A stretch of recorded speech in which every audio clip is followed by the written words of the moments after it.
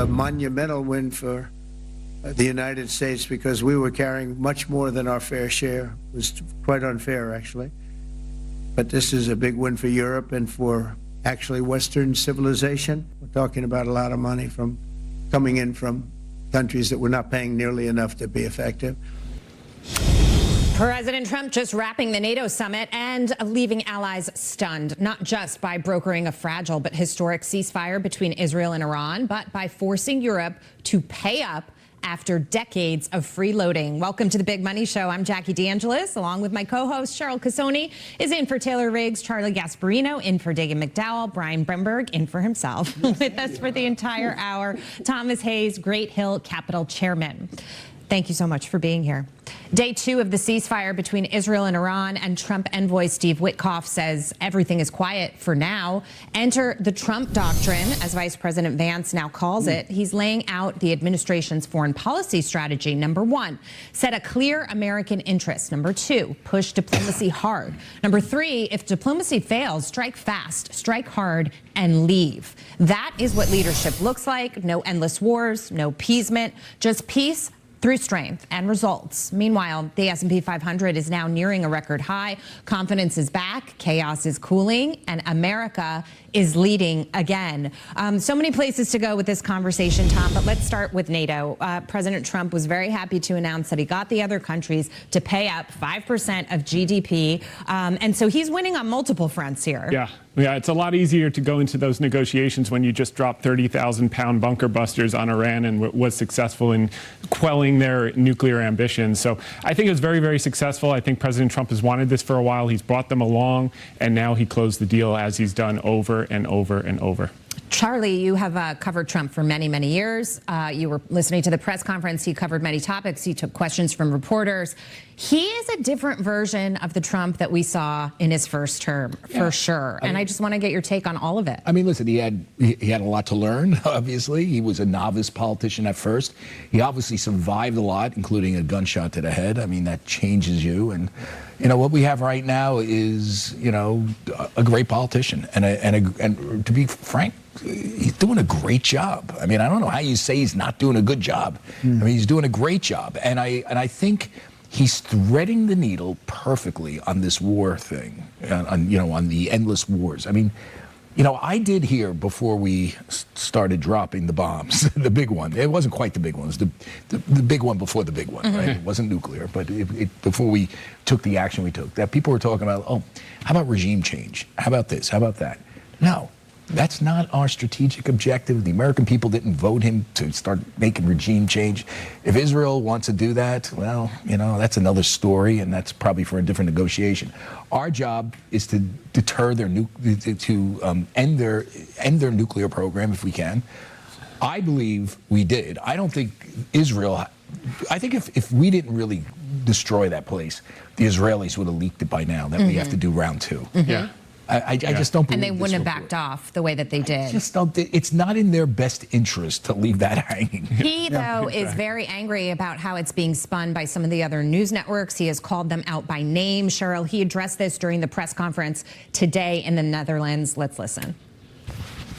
They said it could be limited or it could be very severe. They really didn't know, other than to say it could be limited or it could be very, very severe. And you didn't choose to put that, because it was very early after. Since then, we've collected additional intelligence. We've also spoken to people who have seen the site, and the site is obliterated. And we think everything nuclear is down there. They didn't take it out. So he is defending the operation. He had called out those news networks, as I mentioned. There, of course, was that leaked DIA report that indicated there isn't the destruction that the administration is claiming that there is. Yeah. He's very defensive about it, not just for himself, but for the people who carried that mission out. Yeah, he called out multiple times. CNN, of course, who first broadcast that report, along with the New York Times yesterday. And today, what I thought was interesting is when he's taken the turn on his language and tone with regards to Iran. He also said this morning and during that press conference that he doesn't think that we should go back to an Iranian nuclear deal. I thought that was interesting. He also signaled that he's not going to stop the Iranians from shipping oil to China. I thought that was interesting because we're, of course, trying to figure out our trade deal with the Chinese, and that would be one of the biggest wins, not just for the Trump administration, but obviously for the markets, get this tariff disaster off the table.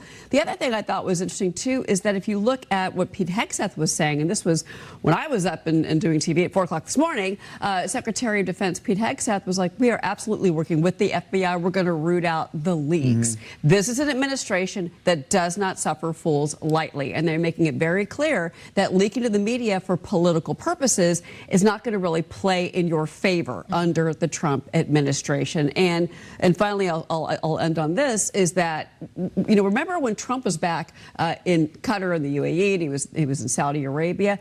He said one line that I think is really driving this administration, and he said he wants to see the Middle East driven by commerce, not conflict. And you saw the Trump administration cutting deals as well for hotels. So I think the strategy, I think, is brilliant. And it could bring peace. When he talked about China and oil, they said you wanted to essentially enforce economic sanctions on Iran. But he talked about and showed a very human side, that they're going to need money to rebuild some of the damage. And I mentioned this yesterday, that at this point, he doesn't want the Iranian people to suffer as a result of what the regime is trying to do there. Brian, the cherry on the ice cream sundae. Ice cream sundae, yeah, banana split. Talking about Putin and Zelensky, they had a very constructive meeting. He's going to go back and talk to Vladimir Putin. He very much wants peace in that war too. Yeah, what did he say to Vladimir Putin? I don't need your help with this. I need your help with you. Right? Yeah, and look, that's a different conversation. Once you've done what you've done in Iran, going back to Putin and Zelensky, I think that might focus their attention just a little bit. You know, you said something really interesting, Charlie, that got me thinking. You said Trump learned a lot in his first term, and so he's kind of a different guy maybe on the world stage now. I wonder how much he has changed from his first term versus how much the world has changed in responding to him. You know, you watch him, let me just make my case, and you can disagree with me, but you watch him walking into NATO now. Those guys used to be like, oh, here comes Trump. What's he going to say? Watch out. Now they're like, we have already pre-approved a 5% GDP for military affairs, right? Well, the one guy called him daddy. Yeah, the Secretary General. So, you know, it's like, it's a little bit like Joe Walsh. Everybody's so different, I haven't changed. You know, I think Trump has kind of made his imprint on the world, and it's, in a way, it's sort of moving around him. He's not moving around it. I think, listen, there's nothing replaces victory, right? He won the election. He won it fair and square. There was no doubt. I mean, he won the popular vote as well. And, you know, I do think, though, when you survive what he survived, which was lawfare, they wanted to put him in jail. Yeah. Don't forget about this. And then somebody tried to take his head off with a bullet. He survived all of that. He's a changed, more determined man. I think he's much more measured. I mean, I just don't see. I mean, every now and then he loses. He obviously lost at the end. Were you here yesterday, Charlie? Were you around yesterday? But, you know, if you know Trump. He was really mad. Okay, so just so you know, if you know Trump like I know, that's kind of like on the light side of things when he really loses. In private, I'm sure. And you know, he's got a tough. He could be a tough guy. I will say, though, that you don't see him engaging in the fruitless arguments with the media as much. I mean, he'll cut you off. He'll say next. You just won't see him do with what was that guy's name? Jim Acosta. Oh, yeah. You just will not see that because he doesn't have time for it. He's got too much on his plate. So I think this is a guy that, he's found his agency, so to speak, as president. I believe, I could be wrong, but it's just my observation as a guy that watched him for so many years. I will say this, though. He is dealing with snakes. Okay? Iran is not to be trusted. I really do think that we need more intelligence to make sure that we did obliterate those sites. Well, I'll tell you, owning Boeing stocks, if you understand what those bunker busters do, these are not surface missiles. No, I know. They go deep down and but remember, they've been planning for this for how many years? Fair point, but they go 35 floors deep. President Trump was talking about these bunker busters, 30,000 pounds. They go down Now, was first. there anybody in there while they were dropping the explode bombs? After. No, I know, but was there anybody in there while they were dropping the bombs? We don't know. We didn't give them notice. I'll tell you that. They're not reporting that. And it takes, Charlie, that's a good point that you bring up. I mean, it's going to take more time for, satellites can only tell you so much. We've heard that from these. And I think that was... Pete Hegseth said you got to take a shovel and you got to actually dig to And by the see way, what's that was happening. the problem with the Good point. CNN. The CNN reporting, and I have lots of friends at CNN. I'm not criticizing. I would love to get a leak like that, but they needed to give themselves, as a reporter, a little out here. We don't know a lot. This is the first assessment. Who knows what? I mean, there was none of that. It was like, boom, this thing's a failure. Right. What really impressed me was when he said that America is the hottest place in the world right now. We is are hot. back. It's We are 100 it's back. 101 degrees Well, it is outside 101 New degrees, York. but we are back and better than ever. And finally, when you see him traveling abroad, when you see him carrying out operations like this, when you see what he's doing with the economy, you say to yourself, finally, we have a leader that is respected globally and working for the American people. I mean, it's been a short time that he's in office, but he is delivering on many of the promises that voters went to the polls for. Yeah.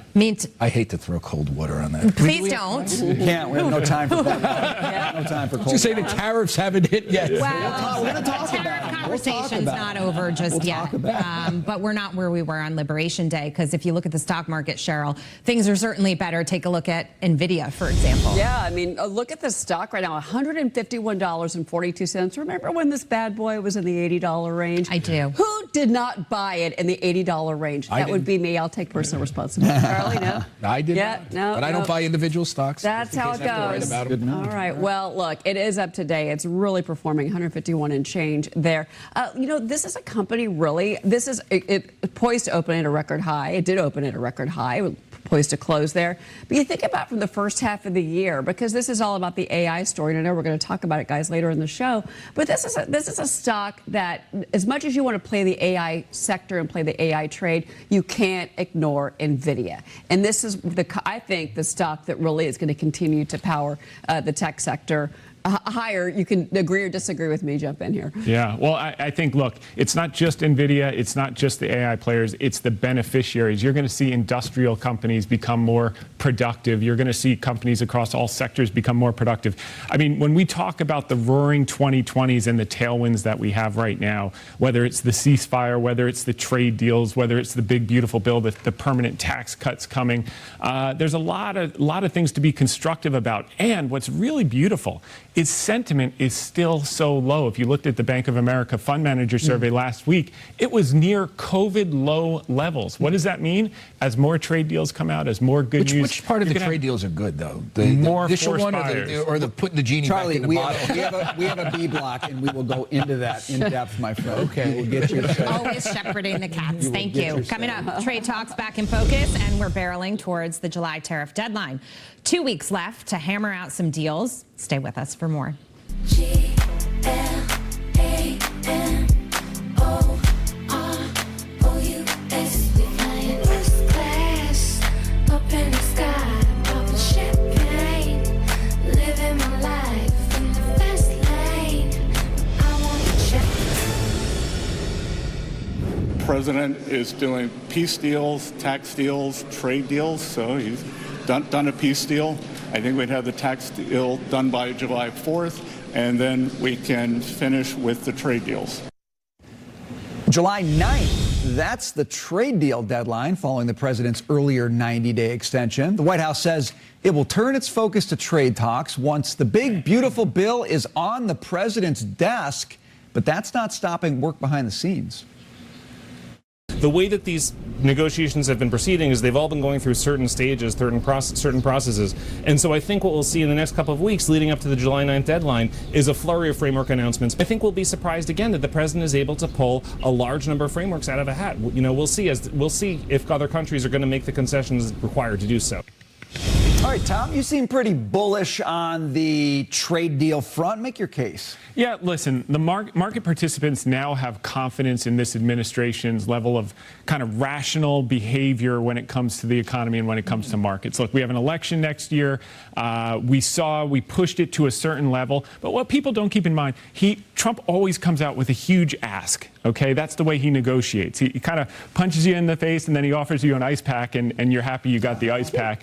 And that's basically what we're seeing with the negotiation here. What we have right now is still some $300 billion coming in from tariffs just at the 10% level. If he had started at 10%, where would we get? We'd have nothing. Okay, so he started big. 10% looks like a deal. And what we have to focus on is non-tariff barriers. He wants markets opened everywhere for U.S. businesses to expand. And I think that's going to be a core part that people are less focused on. They're focused on the 10%. They're focused on that. They're going to be pleasantly surprised by the amount of fairness in bilateral trade moving forward. Okay, Charlie, so it's a big ask up front, and then it's a flurry of deals right under the deadline. Let's do some headlines first, just make sure, because we're supposed to be a news program. Just kidding. You make us a news program, Charlie. Do it for us. Vietnam, Japan, South Korea. You'll see those likely deals first. That's what the White House is telling my Wall Street sources. So that's the signal. India, a little bit on the back burner, got blown up a little bit. They had a pending deal, got blown up a little bit because of the war with, they had I think a skirmish is the best way to put it for a few days with Pakistan. So that's a little bit on the back burner. But those are the deals that should be coming out soon. And when I say soon, next couple of weeks. Okay. Now, what's interesting about Trump on trade is the taco trade. Yeah. Right? Trump always chickens out. Now, people thought that extended to everything. It obviously doesn't. Right. As we've seen with Iran.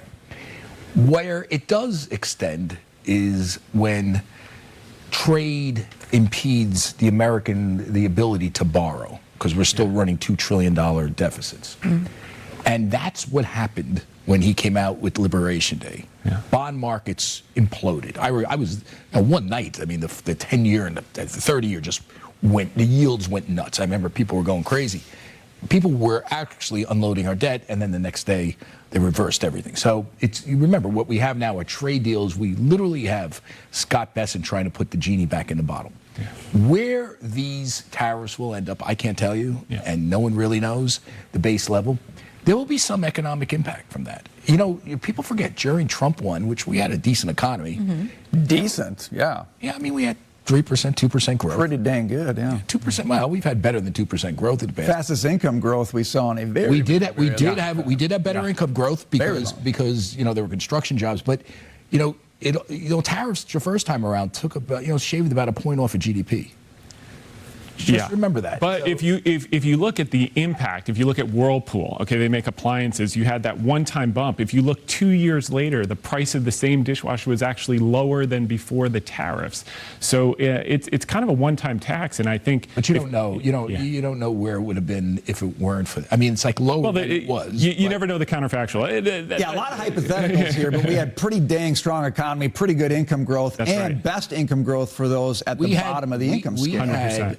We had 2% growth, 2 to 3% growth. Yeah, it was a time where not great, good. Yeah, average workers in the middle class did better than they've ever done in years, and that was the name of the game. The wage growth on the low end definitely expedited, and it was better, but it's not been the greatest amount of growth we've ever had. Let's be real clear. Okay, Jackie, Charlie brought up the taco trade. Yes. Yeah.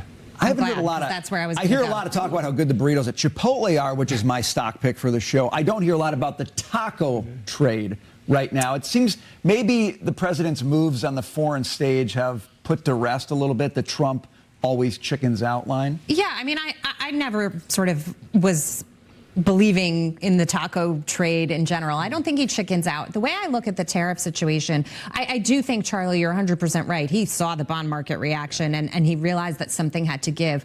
But I think he was testing the waters in some way. We always refer to that first sheet. It was all colored with the very draconian tariffs that freaked out the markets on Liberation Day. I don't think it was ever an all or nothing game for him. He just wanted to see how much he could get away with. He just threw stuff agast. Well, maybe. I mean, I personally really believe that. Although I thought the most hysterical part of that whole it feels like so long ago, was Howard Lutnick talking about millions of people screwing in little widgets, and we're going to. I mean, It was We so, talked by the way, about- it was so absurd. By the way, We talked Who about would the buy our delivery. debt? All right, let me I want to get Cheryl into the conversation here. Stir this pot a little more, Cheryl. Well, Turning a little widget. let me bring up another word from another country. No, what about China? Because the most optimistic man in the White House right now seems to be Kevin Hassett, who again is talking up about another meeting that they have today with the Chinese. There was rumors over the weekend, market rumors, as you know, that we were going to have a signed, sealed, delivered deal with China. If you listen to Kevin Hassett, of course, National Economic Council Director, he says this is going to be done with one big, beautiful, strong handshake. And that is exactly what he said and has said multiple times. I think the market would be powered ahead. I think you would have the most incredible jump ever if you see this deal with China cut. And I think that's, again, why we saw the language. I just want to finish my point, though, change. to that point, which is that I think what he was trying to do is throw stuff against the wall. He saw the market reaction. He saw the bond market reaction. He did want to freak out the other countries, but it was never an all or nothing game. And so if he gets something from each country. So maybe we'll get one factory. No, but if so he gets something substantial from each country that he didn't have before, including a 10% baseline, then this will actually end up being a win for him. And because of everything else that we're seeing globally, Brian, to your point, I do think that countries think they feel like he means business and they don't want to go against him right now. You have your economic advisors go on TV and talk about screwing in little widgets. We talked about the delivery not being great. That is another level. Now, It was Scott Bessent whose shot we played here to open this. It wasn't Lutnick. And there's a reason, I Yes. think, for that. Let's just leave it there. And you haven't heard a lot from Peter Navarro But lately. Lutnick is in. Lutnick is in all Peter the who? meetings. He is. And Peter Navarro is still working. He still works there. But, President Trump can't help himself. You heard him talking about ice chippers today at NATO. He offered this country, he's like, yeah, we want to get a good deal on the ice chippers. I've been doing deals my whole life. I offered them 1/3 of what they're worth. We'll see what happens. It's 5 or 6 years old, but we can fix it up. Exactly. We're going to fix that ice chipper. It's going to be the best. A third of the value. That's where he starts. He'll get it for half off, and America wins again. Remember, America's the hottest country on planet Earth. Yes. That was the closing line of NATO. Yeah. Love it. Coming up, the big, beautiful bill by the 4th of July. That's what the president wants, and he's not asking politely anymore. We'll bring you the latest on tax cuts. We do this every time. Seasons change and our love went cold. Feed the flag 'cause we can't let go. Run away, but we're running in circles. Run away, I dare you. Well, Senate Republicans are watering down the House's version of Trump's big, beautiful bill, and the House Freedom Caucus is fired up about it. They're accusing senators of preserving parts of Biden's green energy handouts and tacking on an extra $1 trillion in debt. They are labeling it the Green New Scam 2.0. The president is making his thoughts clear about it. No one goes on vacation until the job is done. No beach, no fireworks. Pass the bill. But Treasury Secretary Scott Bessent, he is confident. He says there will be tax cuts for Independence Day. Watch. Or we could just talk about it. So here's the thing, because we dropped the Bessent shot. So here's the thing, Jackie, with the Green New Scam, as it's being characterized by the White House, is that this is exactly what was predicted when all of these discussions began, in particular with the green energy projects, because senators who have plants that were built in their states, mostly southern states, who built, say, I don't know, electric vehicle plants because they had the tax breaks from the Biden administration themselves, and those companies are now saying, wait a minute, you're not going to shut these down and you're not going to take away my green subsidies. Even though nobody wants to buy electric vehicles, which I thought was an interesting kind of take. But I'm not surprised because it's not in my backyard. Right. And the biggest problem we had under the Biden administration was overall general spending. And it included a lot of the green spending that people weren't happy about. These programs, none of them were very successful. You can see the consumer has shied away from the electric vehicle, at least for now. And we're getting back to, it's been very prominent in the news the last couple of weeks, a drill baby drill economy, because that is what's going to fuel us forward. And it's not just about oil, but it's about natural gas too for AI, as Chris Wright likes to point out when he's interviewed. So having said that, you go back to the big beautiful bill and you scratch your head and say, we should have been cutting spending more in this. We should have been eliminating more of these programs. But I could see, to your point, Cheryl, why some of the senators wouldn't want to do it. Green is definitely going to be part of the future. And I'm not making a case for either side here. I'm just kind of reasoning out what is going on in the conversations. That green is going to be part of the future as the technology gets better and better and becomes improved. It may not be sort of a Biden vision of it, Biden-Harris vision of it, or an AOC vision of it, but it's still going to be there. And so they're fighting to keep the spending in. Do I think it's a scam? Would I like to see it go? Absolutely. And there's many people, including, you know, our co-host Dagan McDowell, who would love to see all that spending go. Yeah. But this is part of the fight, and this is part of the art of the deal. And this is part of what Trump is going to have to work on behind the scenes, and Speaker Johnson is working on it, and Thune is working on it.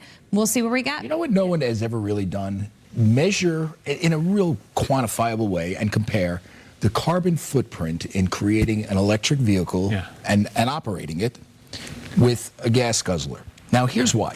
If you create an electric vehicle, you have to go and mine all these minerals. Very dirty. Which is very dirty. It disrupts the environment. It involves slave labor. You know how many boxes you check off the ESG grid on that? I mean, this is, and then electricity doesn't grow. It just doesn't come naturally. You know, you have to burn fossil fuels to get it. To get it. Yeah. Well, So people have done that analysis, and they find out you've got to drive an EV a heck of a lot longer and farther and more mileage than people normally do, so it really doesn't pan out. But you know what, Tom? I want to bring something up to you. We were talking about even, this in the saying? Commercial break. So real quick, I want to bring up, because there's a report out for about an hour ago. It's from Punchbowl News that just got posted. And there are certain Senate GOP leaders are pitching a $15 billion stabilization fund for rural hospitals. This would be in the bill. This is new spending. Some senators want to see this go up to $100 billion. Yeah. We're going to have to refinance $11 trillion of our nation's debt in the next year. Where we're sitting under just under 7% interest rates. That is why Trump is hammering Jerome Powell about lowering rates, just to be clear. But you have the Senate now, and they do have a slim majority, just to be clear. That's the political story. But on the other side of this, you have them now wanting to add more spending. And now instead of the House saying, you know what, I need a $4 trillion debt ceiling increase, oh, let's take it to $5 trillion. Is anybody sober in Washington right now? Because they're spending like drunken sailors. Yeah, it's out of control. There's no question about it. We got to get spending under control. But I'll tell you what, at 120% debt to GDP, the issue is not really spending, because you can't austere your way down to 50% debt to GDP. The only way you're going to do it when you're this far past is growth. Okay, so we've got to extend these tax cuts. We got to continue with deregulation. The last time we had 120% debt to GDP was 1948. By 1958, we were at 53% debt to GDP. You know how we did it? We didn't cut spending. We grew massively above trend, and inflation ran a little bit above trend. Half the world was destroyed because of World War II. We were the only you had rebuilding. Yeah, we were the only game in town. I mean, we have a different economy right now. Yeah. I think we're lucky when we get 3% growth right now. Yeah. Okay, so remember that. So you do have to have some austerity here, and there's no austerity in this. I mean, but Cheryl, to answer your question, you're seeing the natives are getting restless at the Fed. 3 people came out against Powell. That 2% is costing us taxpayers. He's 2% too restrictive. That's costing us $600 billion a year in interest payments. You know who it's destroying? Is the millennials. 72 million people trying to start families, housing formation, family formation. Can't do it with 7%. Based off the 10-year bond, not the July's on the table. Listen, Bessent can issue short term and buy in the long end of the curve, do an Operation Twist like 2012. What he's been doing is exactly what Janet Yellen's been doing to artificially keep the 10-year. But you cannot finance long-term your long-term liabilities with short-term debt. It leads to bankruptcy. Can I just say one thing? I don't like commingling the issues. We've got a debt problem and we've got an interest problem, and he's got to deal with Powell on that. It does seem like Powell is playing games here. We've got a low inflation rate right now. He can always adjust if he needs to adjust, but he was very willing to cut ahead of the election, and right now it's like, oh, well, we have to wait and see. Jackie, I heard Scott Bessent say, point blank, I finally convinced Trump, I'm paraphrasing a little bit, that the Fed funds rate doesn't mean that much. It's the 10-year we have It's to the worry. bond. Yeah, and that's And you know what? You know what? He's not convinced. Okay. And now he's back to do it. Well, but they kind of work hand in hand. Now they, Brian, can I bring up another issue? That this is the Pollyanna thinking that sometimes I conduct in my brain. That we could go back to pre-COVID spending levels in the U.S. government. I know I need to let go of the dream. But at Ron the same Johnson time- still wants to do that. He's one guy who wants I to got do one it. senator on my side. That's right. Don't even. I know what you're thinking. But you know what, Brian? Here's the thing. When you've got this, still has to go back to the House. Yep. You've had several senators and several House members actually openly come on and say this thing is going to get pushed out to the August recess. They understand the July 4th deadline. I'm kind of wondering if that's possible simply because this is Congress. And I do want to bring up the issue again, which y'all talk about, I know, on the show, and that's the SALT issue, because you do still have some hard line no's in the House. And even when you ask them at point blank say, are you ready to quote unquote blow up the president's agenda? They say I have to go back to my district and justify why I let SALT go, and that's the Republicans. Well, I would here say in with the California. SALT guys, my read is, and I think you're right, that is a sticking point. The president has dealt pretty gently with those guys. He's kind of said, I want to back you in your next re-election bid. You know, it's kind of been kid glove stuff. If we get to the president's deadline and these guys are saying, I will blow up your bill, sir, I think the kid gloves come off and the president says, you could vote against this bill, but you won't be a member of this House the next time it comes around. And they'll believe him, actually. although, I think remember, that's a if we negotiation, lose, too. I know. If we lose New York reps, Right. we lose the House. Right. One more. I want to. But I think Then he gets impeached. 10. It was 10. They want it to be 40. If they end up at 25, all of a sudden that would still be a win. Jackie, I want to get your reaction to this soundbite from Rand Paul. Rand Paul has been very, very, I think, fiscally austere. Hats off to him. Listen to what, though, he said about the original topic I brought up, and of course, that is the debt ceiling. Watch this. All they have to do is separate out the debt ceiling into a different vote. I'm not for raising the debt ceiling $5 trillion. I think that's a mistake to have such a large expansion of the credit line to a Congress that has shown disregard for fiscal responsibility. Congress is not trustworthy, and they shouldn't get a long credit line. They should get a very short credit line and a very short leash. If they take that off the bill, I can support the bill. There's part of me conceptually that agrees with him that it should be a separate conversation and it shouldn't just be rolled into this package. But the realistic part of me also understands, you know, when we have Larry on and he talks about growth, you know, and the green subsidies as not being as big of a deal as the growth is, or he talks about, you know, various issues that you have to be realistic about when you're trying to pass a bill. And right now, it's in there. Rand Paul's the only one that's holding out on that particular issue. So, well, they've got a thin majority. They're going to have to figure something out. Well, coming up, New Yorkers, they have spoken. A 33-year-old Democratic socialist is one step closer to getting the keys to the Big Apple. We have a lot to say about this. We're going to be right back. I live for the applause, applause, applause. I live for the applause. the message from the Democrats in deep blue New York: moderation is out. Marxist light is in.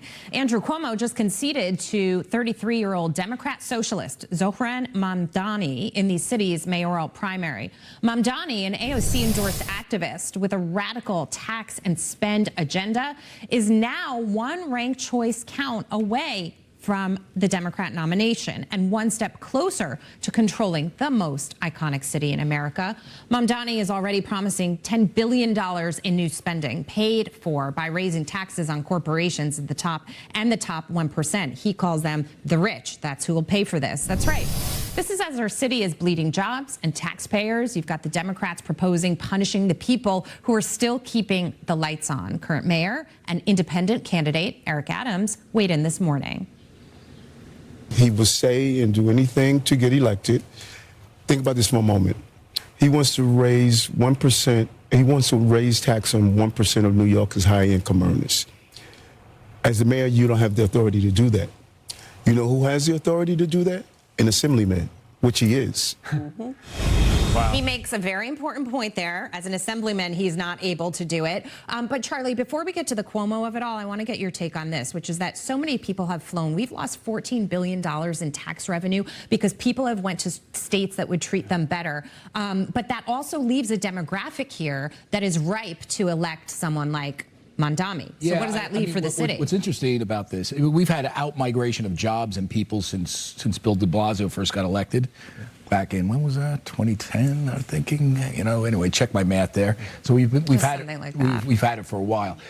We should also point out that the city's demographics have changed. And if you know, so I'm from here. I was born in the Bronx, grew up in Westchester. I know the dynamics here. Family and always grew up in the city. This was a city dominated by working class ethnics, Hispanics, and blacks. That sort of demographic has been moving out of the city. And what's been replacing it is a lot of people from out of town who are kind of like Mr. Mondami, very left, often privileged. They fill neighborhoods all over the city that they're gentrifying, and they're changing the political dynamic. The old Democratic coalitions are blowing up. There's a new one which is very far leftist. We should point out the one borough that hasn't gentrified really is the Bronx, where I was born. And guess what? It voted for Andrew Cuomo, not Mondami. Oh, interesting. And so that's what's going on here. Now, where this goes forward, I can only give you my reporting as of right now. Cuomo is texting people saying Eric Adams is unelectable, texting business people, try to get him out. Business people are going to tell him to leave. They're going to want Cuomo out because they think that he blew his shot, and he should give Adams the chance to run one-on-one with Mondami. There will be a point where they have to turn to Sliwa and say, maybe Curtis Sliwa, he's the GOP candidate, maybe you should drop out to save us from this abyss.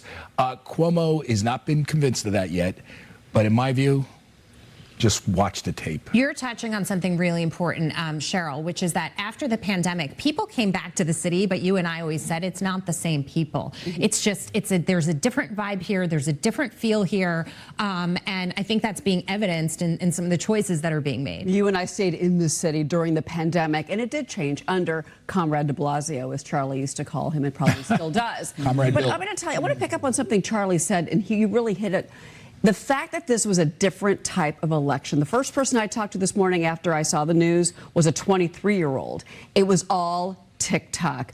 Mondani ran a campaign that was new school, not old school. They all were on TikTok. They were on Instagram. They were messaging each other. They voted for something that, I'm sorry, but they do not understand. And that is what let me finish, because you're right. I want to pick up on what you're saying here, Charlie, because they picked up on something that doesn't work in Cuba or Venezuela, and that is socialism, and that is what he promised them. Everything's going to be for free. You know what? The government in New York, they're going to run the grocery stores. Guess what? Every bodega is going to be out of business if that ever happened, and it won't, because it can't. But I will tell you something else about who owns TikTok. Ding, ding, ding. The Chinese. Who would benefit by seeing New York City destroyed? Ding. The Chinese. Well, you better tell I Donald. think we need to talk about that. We should tell Mr. Trump to maybe enforce that ban finally. Well, there are a lot of U.S. shareholders It's gonna destroy his home. Okay, great. I mean, who cares about them?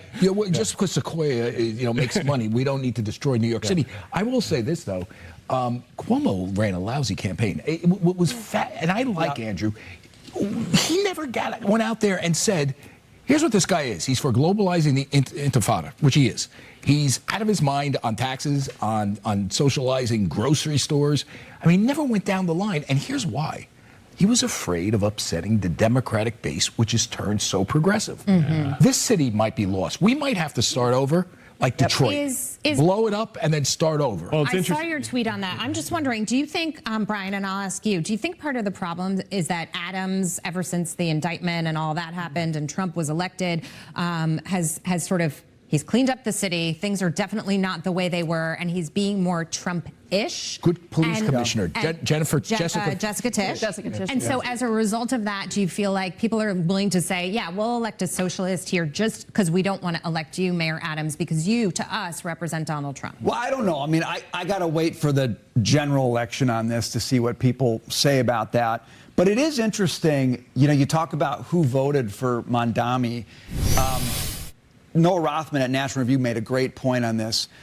lowest income precincts and most heavily black precincts voted for Cuomo. Yeah. They did not vote for Mamdani. Now, this is Noah Rothman's reporting at National Review, but it makes sense because if we're in the city and you watch the people, outside of TikTok, if you watch the people who were making the pitch for Mamdani, it was white lefties who did not grow up in New York City. That probably went to Bodo with Mamdani. But look at the neighborhoods. But look at the neighborhoods that Mamdani won.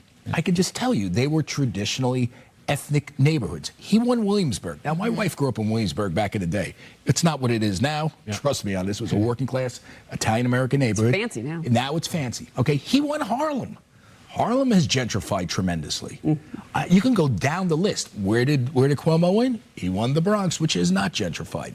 So the city has changed. That's why Cuomo didn't do the things you want him to do, because but he's caught his electorate is that white leftist. But you want to know? But you want to know something? You want to know something? He, in the long run, he hurt himself, because if Andrew Cuomo now wants to run as an independent, he's going to have to attract those votes, and he missed his golden opportunity.